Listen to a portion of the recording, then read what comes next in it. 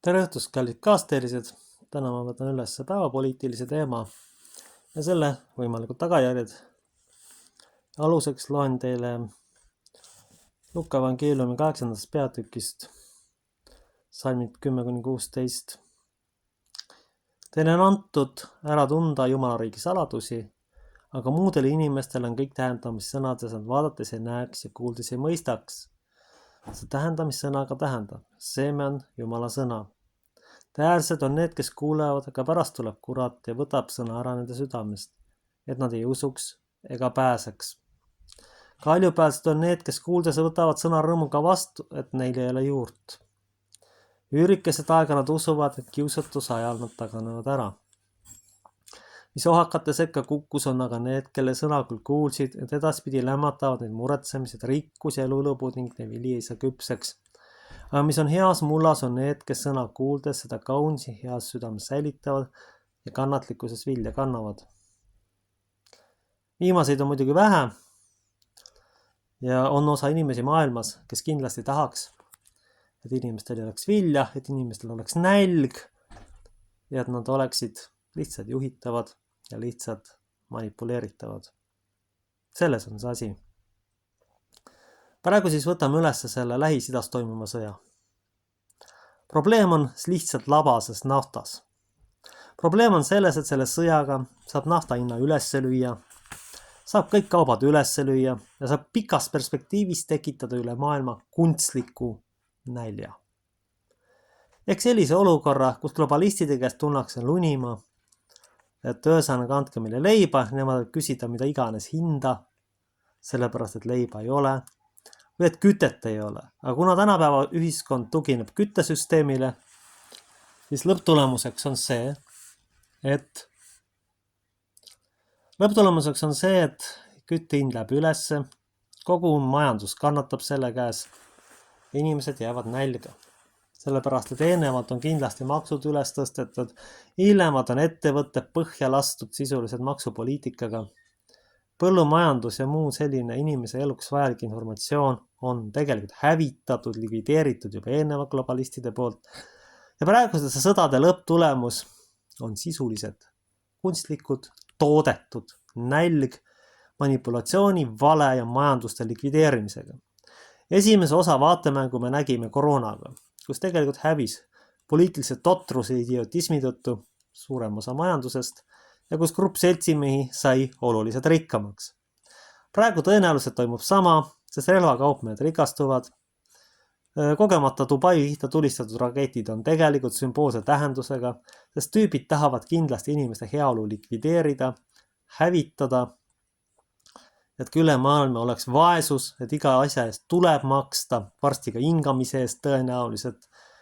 Sellepärast, et absurdseid makse on igale poole kehtestatud. Näiteks kujutame ette, et tastate auto.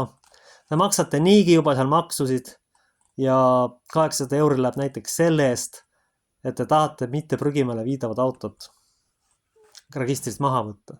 Mõni vend arvab, et ühesõnaga see ei ole midagi, aga see on suur asi. See tähendab seda, et meie teedel hakkab liikuma tohutu hunnik ronte, mida keegi ei julge maha kanna. Avariid, mootoririkked ja jumal teab, mis situatsioonid tekivad sellest. Inimesed ei mõtle laiemalt. Sama on ka praegu toidu ja kütuse hindadega. Kui niigi praegu osa elanikkond on näljas, kui nüüd tõstetakse veel hindasid tõenäoliselt peale seda sõda, sellepärast, et nafta hind läheb üles, sellepärast, et selle liikumine on teadlikult, kuritegelikult raskendatud, siis tuleb veel näljahädasid juurde, siis tuleb veel sotsiaalprobleeme juurde. See on teadlikult toodetud nälg ja ühiskondlik kriis. Selles ei ole mingit kahtlust. Ja tõenäoliselt, et Jumal on siin inimkonnale kuulutanud Jumala sõna ja kõike mõne tüübi puhul näeb, et sellest ei ole mingit kasu, vaid tema isiklik ahnus, lõputu ahnus, tohutud traumad on viinud nende sõdadeni. Sest me ei tohi kunagi unustada, et nende sõdade taga on inimesed, kellel on omad lood ja perekonnad ja nende perekonnalood on tohutu posttraumaatilised, perfektsionistlikud ja kindlasti mitte ei ole kantud Jumalast ja armastusest, vaid lõputust ebainimlikust ahnusest. See ongi traagika, mis rullub lahti. Aga muidugi sõnaga ütleb seda, et Jumal saab igalt poolt kätte ja loomulikult saabki kätte, sest väga lihtne seadus, mida külvad, seda lõikad. Nüüd siis juhtus veel selline asi, et grupp seltsimehi, et siin kohalik kaitseminister sattus sõjakoldesse. Aga see on nüüd jumala sõnum talle lihtsalt. Vaata mees, sa räägid ja tahad hirmsasti sõda. Aga kas sa tead ka, kui hirmus sõda päriselt ise on? Ja kui nüüd inimene sellest ka ei õpi, siis ei ole mitte midagi teha. Siis ta ei olegi üldse millestki võimeline õppima, kui ta sattudes otseselt sõjaolukorda ei suuda järeldusi teha, kui tal isu sõda korraldada lihtsalt üle kõige selle jama peale, lõpuks ei lähe. See ongi see koht, mida me peaksime arvestama. Me ei saa lõpmatuseni peita pead liiva alla. Me ei saa lõpmatusi arvata, et see meid ei puuduta. Varsti hakkab väga puudutama. Kui sõda läbi saab, kui Iraan, kas ta nüüd kaotab või mitte, aga oluline point on sellel, et nafta liikumine häiritud ja grupp seltsimehi, kes on lõputud ahned, tõstavad nafta hinda oluliselt rohkem kui vaja on. See võib tähendada toodete 1,5–2-kordset kallinemisest aasta poole teise jooksul ja see sisuliselt tähendab vähemalt poole rahvastiku sattumist otsesesse nälga või väga räigesse alatoitumisse. Loomulikult arvata võib, et sotstoetusi ja palkasid kapitalistid ei taha tõsta, siis inimesed lihtsalt surevad üle töötamise nälja tõttu ja niimoodi saab ilusti kaasa aidata rahvastiku vähendamise programmile. Niisiis, mis ma siis tahan öelda? Esimene punkt on see, et see sõda on kutsutud esile nafta hinna tõstmiseks ja kunstliku nälja tekitamiseks. Teine punkt. See päris kindlasti tekib, sest siin on tõstetud maksusid ja kui tõsta veel hindasid, siis on tagajärg katastroofiline. Kolmas punkt. Automaks on katastroofiline meie majandusele. Sellepärast, et probleem on selles, et enamasti need autod on maapiirkondades, peredes, kus niigi raha ei ole ja nüüd hakata igasugust makse maksma, see kindlasti mõjutab majandustulemusi, sellepärast igasugune maks juba sellises raskes majanduslikus olukorras sunnib tegema valikud ja lõpuks viib ka inimesi pankrotti, sellepärast, et kujutage, et teil on 40 autot või rohkem ja majanduskäime langenud, parimal juhul olete te sunnitud vallandama töötajaid, halvimal juhul lähete pankrotti. Ja kui nüüd hinnad veelgi tõusevad, siis tekib veel pankrottide laine ja halvimal juhul võivad mitmed maailma majandused kokku kukkuda. Ja siis tõenäoliselt grupp seltsimehi pakub lahenduse, mis on tegelikult vangla kontrolli ühiskonna kehtestamine. Selles ei ole mitte mingisugust kahtlust. Nii et see sõda on otsene kaudse nälja tekitamine. Meenutame näiteks Ukraina nälga aastal 1932. Eelnevalt oli grupp seltsimehi tõenäoliselt kõik paljaks varastanud üle maailma ja siis tehtestati mingid idiootsed maksud, võeti viimased asjad ära ja tekkiski nälg. Kehtestati veel see asi rahvastiku vähendamise programmi nimel, et üle 5 viljatera võttes pannakse vangi. See on otsene, kuritegelik rahvastiku vähendamise programm, mis toimus posttraumatiliste Stalini ja Trotski juhtimis. Praegu me näeme lihtsalt mõõdukamas võtmes midagi sarnast. Programmi teostatakse lihtsalt aeglasemalt, et keegi aru ei saaks. Et inimesed üldiselt oma ninast kaugemale kahjuks ei näe, kas me tahame seda või mitte, sellepärast, et neil ei ole antud looduse poolt kaasa seda võimekust, mida vaja oleks.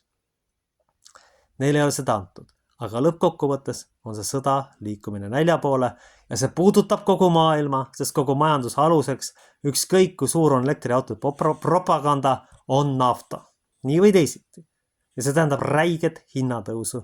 See tähendab sotsmajandusliku olukorra räiget halvenemist, mässusid, võib-olla ka sõdasid, millega saab veel ettekääne kraane kinni tõmmata ja hindasid tõsta. Ja lõppkokkuvõttes tekitada olukorra, kus siis globalistid pakuvad vangla eest sisuliselt präänikut. Tuletan teile meelde veel ühte fakti. Tänapäeva koolid on muudetud sisuliselt vanglaks. Osad neist kindlasti. Sellepärast, et see ei ole normaalne, et vanem peab andma allkirja sisenemises. See on vangla puhtalt. Kriminaalide hooldekodus ma kohtasin seda. Ei, kõik peavad seda normaalseks. Ja kui töötaja sellega nõus ei ole, lastakse seda lihtsalt lahti. Ja see on tegelikult vangla eelmäng puhtalt. Selle kõige eelmäng, mida globalistid ja muud satanistid siin praegu planeerivad, see on selle kõige eelmäng. Et inimeste jaoks oleks normaalsuses, kõik on kontrollitud, kõik istuvad ilusti mööride taga, kõik kardavad kõiki, mis on ka praegu õnnestunud. Praegu istuvad paljud inimesed olematud varanduse taga, uks maksab rohkem kui korter, lisaks on selle nad alt ukse kinni müürinud, kartes ei tea keda või mida ja võin kinnitada, et see Valga linn on täiesti inimtühi praktiliselt, sest kõik kardavad kõiki. Sellega on tagatud vähene liikuvus ja muud asjad ja inimeste tervise oluline halvenemine. mis on samuti osa rahvastiku vähendamise programmist. Aga nüüd siis veel kokkuvõtteks. Nälg kutsutakse kunstlik esile selle kaudu, et sõda tõstab nafta hinda ja kuna tänapäeva majandus sõltub naftast, siis lähevad hinnad ülesse ja lõpptulemuseks on kunstlikult tekitatud nälg lähema mõne aasta jooksul. Aamen. Meie isa, kes sa oled taevas, pühitsetud olgu sinu nimi. Sinu riik olgu sinu tahtmine sündigu, nagu taevas, nõnda ka maa peal. Meie igapäevast leiba anna meile tänapäev ja anna meile andeks meie võlad, nagu meie kandaksime oma võlglastele. Ja ära saada meid kiusatusse, vaid päästa meid ära kurjast, sest sinu päralt on riik, vägi ja au igavesti. Kaitsku, hoidku meid püha kolmandas Jumal. Aamen.